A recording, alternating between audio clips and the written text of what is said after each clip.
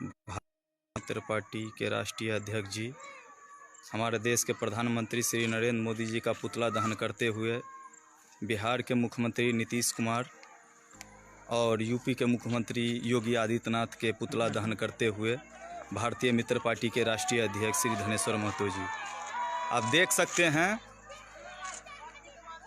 कि भारतीय मित्र पार्टी के राष्ट्रीय अध्यक्ष श्री धनेश्वर महतो जी अपने आवास पे हमारे देश के प्रधानमंत्री नरेंद्र मोदी जी का पुतला दहन कर रहे हैं। यूपी के मुख्यमंत्री योगी आदित्यनाथ जी का पुतला दहन और बिहार के मुख्यमंत्री नीतीश कुमार का पुतला दहन किया जा रहा है। आप देख सकते हैं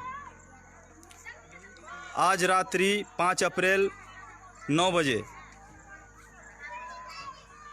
है कि माननीय प्रधानमंत्री जी का जो निर्णय बिना सोचे समझे कदम उठा लेते हैं। पहले चाइना से हमारे देश के अंदर कोरोना वायरस को लाया गया और अब थाली बजवा रहे हैं, कभी दिया जलवा रहे हैं। क्या इससे कोरोना वायरस भाग जाएगा? आज समूचा देश लॉकडाउन है, घरों में पैक है। गरीब आदमी, मजदूर आदमी भूख से कितने मर चुके हैं। इसके ऊपर मोदी जी को बोलना चाहिए तो देश की भोली भाली जनता को बहकाने का काम माननीय प्रधानमंत्री कर रहे हैं। इससे ज्यादा और शर्मनाक बात क्या होगी? सर, हमारे देश को पूरे देशवासी जो है 125 करोड़ आदमी, उनको बोला गया था प्रधानमंत्री जी के द्वारा कि 5 अप्रैल रात के 9 बजे सब दीप, मोमबत्ती, टॉर्च जो है जी का पुतला दहन। यूपी के मुख्यमंत्री है योगी आदित्यनाथ जी, उनका भी पुतला दहन किए हैं। योगी आदित्यनाथ का पुतला दहन करने का मुख्य उद्देश्य है कि इन्होंने कहा था कि जितने भी बिहार के लोग हैं गाजियाबाद बॉर्डर पे आए, उनको घर भेजने का हम काम करेंगे। लेकिन बिहार के लोगों के साथ क्या व्यवहार हुआ पूरा भारत ने देखा। माननीय नीतीश कुमार जी का मैंने पुतला इसलिए दहन किया है कि ये नीतीश कुमार जी ने कहा है कि 1 महीने का हम सबको फ्री में राशन देंगे, 1000 रुपया देंगे, 3 महीने का वृद्धा पेंशन सबको देंगे एडवांस में। क्या मिल गया? नहीं मिला ना? तो क्यों नहीं पुतला दहन करें? जरूर करेंगे। ये तो अपनी अपनी समझ की बात है। जिस दिन भारत की जनता जाग जाएगी, ऐसी घटिया राजनीतिक करने वालों को पहचान जाएगी, उस दिन मोदी जैसे नेताओं का देश में कोई काम नहीं रहेगा।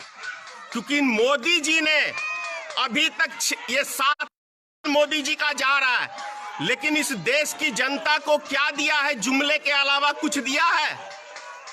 विकास का मुद्दा लेके आए थे, चुनाव लड़े, पहली बार 15-15 लाख दिया, महंगाई कम करने का वादा किया। क्या कहते हैं 2 करोड़ प्रत्येक साल नौजवानों को रोजगार देने का वादा किया।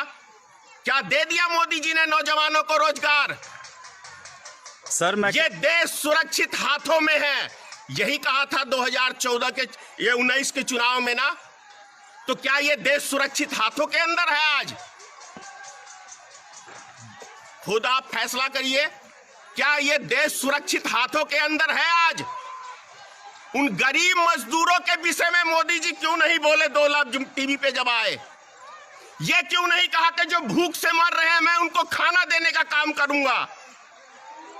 जो डेली बेसिस पे मजदूरी करते हैं बिहार के लोग, जो दिल्ली, पंजाब, हरियाणा, लुधियाना, महाराष्ट्र, तमाम जगह जाते हैं बिहार के लोग मजदूरी करने, उसके ऊपर माननीय प्रधानमंत्री ने एक टिप्पणी क्यों नहीं की? करनी चाहिए। और जो व्यक्ति गुजरात से पैदल चल के आ रहे थे भूखे, उन व्यक्तियों ने अपने परिवार के साथ आत्महत्या कर लिया। क्यों? वो बिहार के थे इसलिए।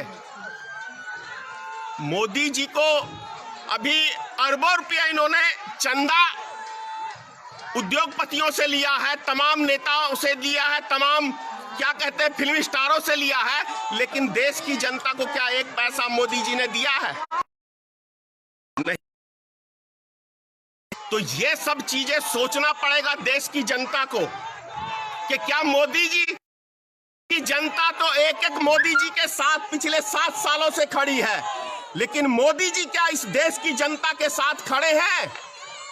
नहीं खड़े हैं।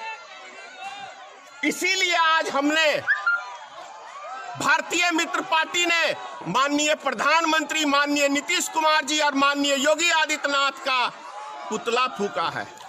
सर, दीप जलाने से, मोमबत्ती जलाने से और टॉर्च जलाने से क्या हमारे देश से कोरोना वायरस खत्म हो जाएगी? आप यही तो देशवासियों को समझना है। क्या चीज का ये दीप जल रहा है? क्या प्राप्त कर लिया? नहीं।